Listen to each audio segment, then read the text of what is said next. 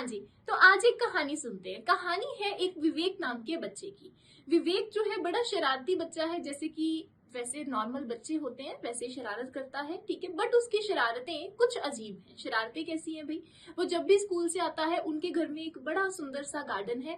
वो आते ही पेड़ पौधों को खींचना शुरू कर देता है, उनके फूल तोड़ देता है, ठीक है। एक दिन क्या हुआ, एक दिन विवेक की मम्मी जो है वो आराम से किचन में बैठी होती है ना, किचन में काम कर रही है। किचन में काम करते करते एक बार देखती है कि विवेक ने जाके सारे के सारे जितने उनके प्लांट्स लगे थे ना, सब सारे के सारे तोड़ दिए। वो उनको बहुत समझाती है कि विवेक, इनमें भी जान होती है, इनमें भी प्राण होते हैं, हमें इनको नहीं तोड़ना है। फिर भी वो ऐसा ही करता है। उनके उसके बिल्कुल भी उसे कोई फर्क ही नहीं पड़ता। उसके बाद सारा का सारा उनका जब गार्डन खत्म हो जाता है, तो उनके फादर जो है, विवेक के पापा, वो एक नए पौधे लेके आते हैं कि चलो कोई बात नहीं, अब हम दोबारा से अपना गार्डन तैयार करेंगे। वो जब नए पौधे लेके आते हैं तो विवेक बिल्कुल सेम वही काम करता है, सारे के सारे गार्डन को खराब कर देता है। तो इस चीज को देखते हुए एक दिन विवेक सोता है तो उसको एक सपना आता है। उस सपने में वो क्या देखता है, उसको एक बिल्कुल मतलब बंजर जमीन दिखाई देती है, ठीक है। उस पे कंकाल पड़े होते हैं, हड्डियां पड़ी होती हैं, है ना। वहां पे कोई भी प्राणी प्रेजेंट नहीं होता है, कोई पानी नहीं होता है, कोई भी हरियाली नहीं होती है।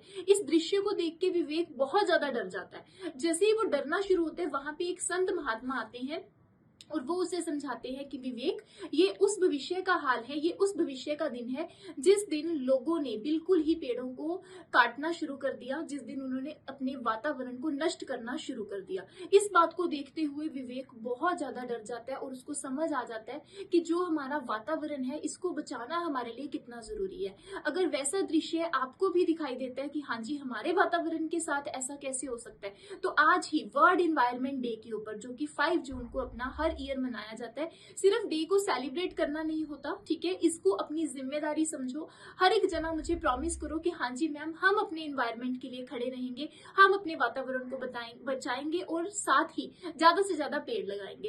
इस बात को सुनते ही विवेक भी बड़ा खुश हो गया। उसने सुबह उठते ही अपनी मम्मी को बोला कि मम्मी, मैं आज से पेड़ बिल्कुल भी खराब नहीं करूंगा, काटूंगा नहीं, हमेशा उनकी रक्षा करूंगा, ठीक है। तो इस कहानी से आपको भी सीख मिलनी चाहिए कि जो पेड़ पौधे हैं, ये हमारी, जो बोलते हैं ना कि एक विरासत होती है ना, हमारी एक प्रॉपर्टी है, इनको संभाल के हमने रखना है। तो वर्ल्ड इन्वायरमेंट डे की सबको शुभकामनाएं। Thank you ji, thank you so much.